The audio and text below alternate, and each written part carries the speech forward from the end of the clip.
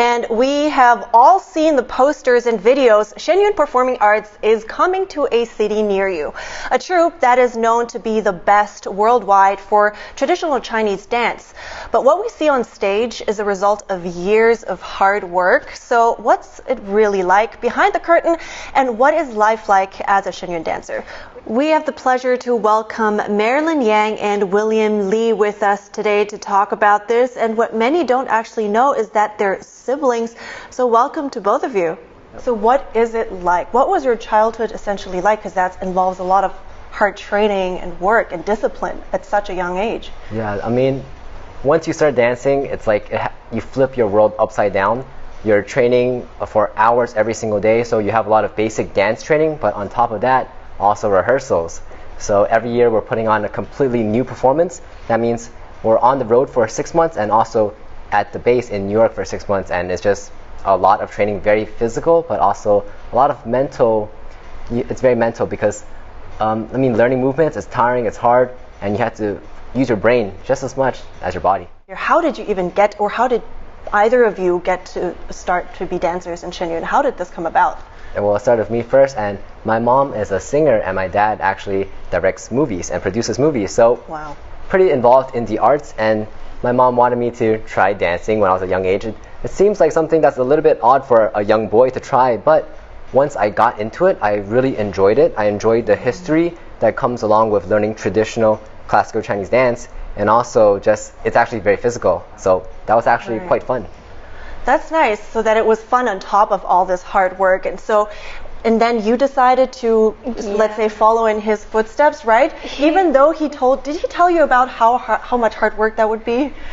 He likes to say that I followed in his footsteps, but for me, I think it was more like, I mean, when I watched the show, naturally, I was really awestruck with the female dancers, so it was definitely more of like that I was going for. Like, I wanted to pursue that brilliance on stage, it's just a really nice experience. Even when I was a small kid, it was like one of my deepest memories. I just kind of went blind into it, and of course it was like a shocking change in lifestyle and everything, but it's definitely, I think he supported me coming and joining Shen Yun because he knew how much it benefited his life, and it really made, I think, a change for all of us. So when you went into it, how did you feel like, was there when you found out what it actually involves, how was that like for you? I think at first it was more like, oh, the show's so pretty and you just want to be on stage and just perform. But I think there's a lot that came into it that it's like, it changed me as a character, and definitely a lot of, to be able to train and try to become professional at anything, and dance especially, you have to have a lot of self-discipline, and it's a lot more than just the physical aspect, like you said. I think it's a really humbling experience. Humbling experience. So how was it for you? Was it difficult? I imagine as a 13-year-old boy, you also need to build up that discipline. Was that something difficult to do? Definitely very difficult, but it's something you need to find what drives you to be a dancer. Like, just going into it because you like it, that's how you start. But as you dance, or doing anything in life, you have to find, when things get tough, what really drives you. And for me, even though I was young at the time, the mission of Shen Yun is actually something that is really amazing. To revive a culture that was almost destroyed, to revive 5,000 years of traditional Chinese culture. And I think when you think about it, even when things get hard, that is actually something that's very inspirational for a young person, and it really drove me through some of the tougher times. That is incredible that you understand this. How long have you been dancing now, and what keeps you going now?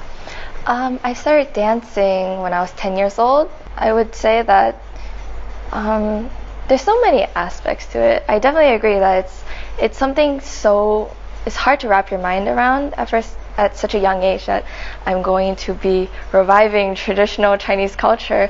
But as I got more into it, I realized that it's just something it's something that's so much bigger than myself, and it was a really special feeling to know that I'm part of something bigger and I'm part of a team.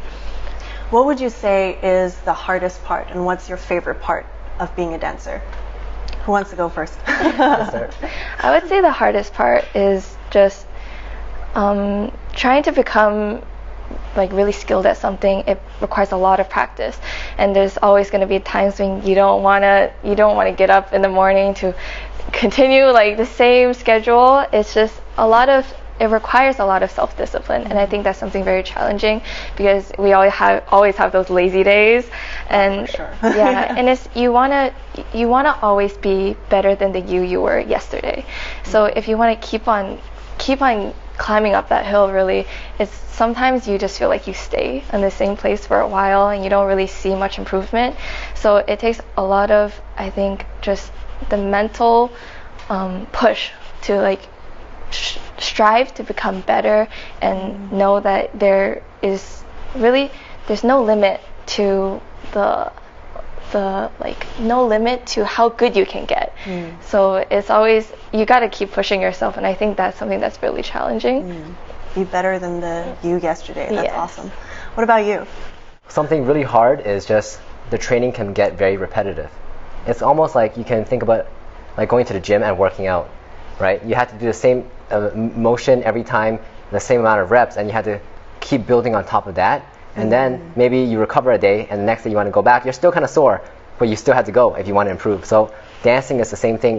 The training is quite repetitive, but what we present on stage every year is still different. So there's both sides of that coin where it's repetitive training, but new performance for us every year. So what is your favorite part? Would that be your favorite part, to perform on stage? You know what's really good about being at Shen Yun is that we perform all over the world. And I started young, but I traveled to so many different countries, over 100 different cities in the world, performing and presenting classical Chinese dance on stage. It's something that I'm quite proud of, but it's just a really good experience for a young person. That sounds awesome. You had mentioned before, which is the mission of Shen Yun. So tell me a little bit more about what the mission exactly is and why it resonated with you. So the mission of Shen Yun is to revive authentic traditional Chinese culture. And why that's important is because the CCP that's in China today, the communist regime tried to systematically destroy traditional Chinese culture when they took over China. So there was a cultural revolution, and they actually systematically tried to destroy Chinese culture. They said that everything that is old is bad, like faith and tradition, all of these things that Chinese people have resonated with and is really the backbone of Chinese civilization for over 5,000 years. They try to get rid of that, because when you are spiritual, you believe in, you have your own beliefs. But when the CCP came in, right, they don't want people to have their own faith and be individuals. They want you to just follow what the CCP says. They had all these different movements trying to destroy culture, and all of a sudden Shen Yun comes in, and we're trying to revive this tradition, revive this culture, which is the backbone of Chinese civilization. And they're actually quite scared of that. So they've interfered with a lot of our performances all over the world. They interfered? How so?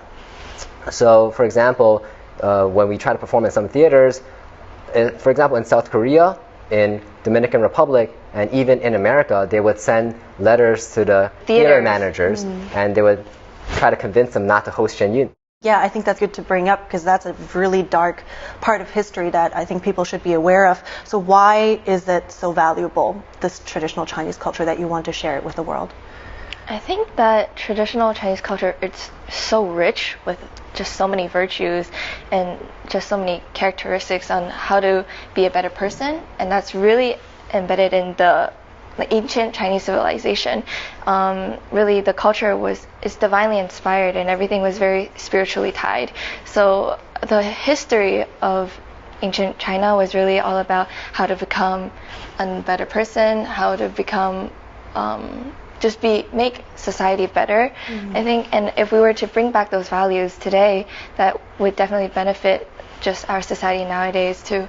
For us, when we do a lot of these ancient Chinese stories, these characters, we're not necessarily just acting. It's not just an act that we put up, but we really live in these virtues, and we're always trying to cultivate these virtues in ourselves so that we embody them truly. So when we portray them on stage, it's really a realistic portrayal, and it's not something that we're just trying to put on an act for. It's something, I think, because it's so true to ourselves, the audience can really feel how rich and just how accurate It feels more genuine if you resonate with that character's emotions or what he's portraying. So, for example, Mi Furen, she had to sacrifice for her baby.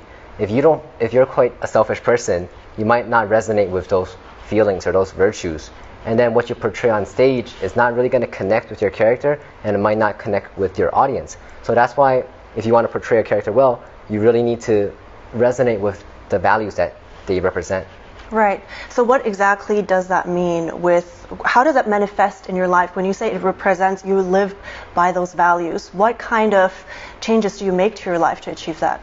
I think it's a lot of the very small things. For example, Monkey King, he went from arrogant to humble, and that means that in your daily life, your actions and what you do should reflect humility, right? I can't go around being like, I'm the best, I can do all this. No, but you should know that there's always someone better than you, and actually in Chinese culture is believed to be divinely inspired. And for me, a lot of the skills and what I've learned in dance, I think is also given to me from the divine.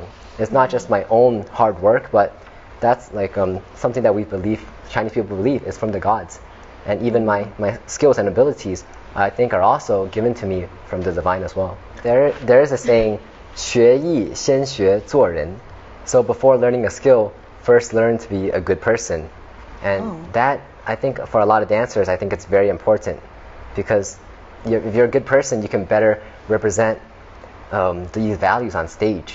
It's like, for example, if I'm telling you, I like watermelon, something very simple, right?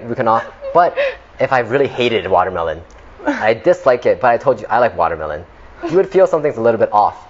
But if I really like watermelon and I'm telling you I love watermelon, you gotta believe me, you gotta try this watermelon, you feel different. So the difference is one is true and one is false. But what I'm saying is the same thing. Yeah, you know what? That makes a lot of sense to me, because when you say something that you don't stand by, it definitely will feel different. Because it sounds like all of this is so much more for you guys than just entertaining the audience.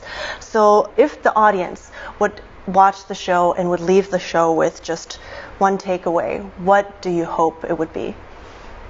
I think we both agree that it would be hope. Actually, we want the audience to really have a sense of hope after watching our show, and I think that's why it's so meaningful to us to put on our performances. I think one way we would put it is like, there's always, after a storm, there's always a rainbow, and so we want to have our audience really get to experience that and have hope leaving our theater. And I think it really helps that, in the sense that we're not just an entertainment show. We're not really just, we don't put it on so you can have just laughs or just have like a momentary piece of like escape. It's more like we really want you to be able to take away these values, because I think in Shen Yun we have like 20 pieces in our whole program, and each story I think really has a deep moral or something you can learn from, and that really is why I think traditional Chinese culture is so important. It's because each story, it really has something that's meaningful. It has a moral to the story. The story of Shen Yun is actually a story of hope.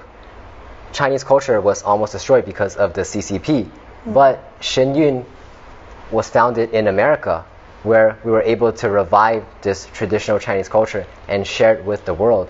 And hope is something that is not a value that is only good for the Chinese people. Hope should be something that everyone all over the world it's something that everyone can resonate with, this story, and it might just inspire you a little bit in your daily life as well. And along with it is the tradition and virtues of Chinese history and Chinese culture. It's something that's universal. So a really important parts of Chinese culture, such as faith, compassion, and humility, these are all things that we can have a little bit more of in our daily lives. I just mentioned in the beginning of this interview, you guys are almost off to the airport. You guys are starting your tour. So where can people catch you guys on stage this season? I'm back in Europe. My company's in Europe. Yeah. So we have 8 companies and we're traveling all over the world, but check out shenyun.com for specific cities. So are you going to be in Mexico again? I will be in Mexico this year. But okay, always. If you want to find William Lee, just find him in Mexico. Okay. Maybe I'll come and wave to you from off stage. All right. It was a pleasure talking to you today. It was very insightful. I'm very inspired, I have to say.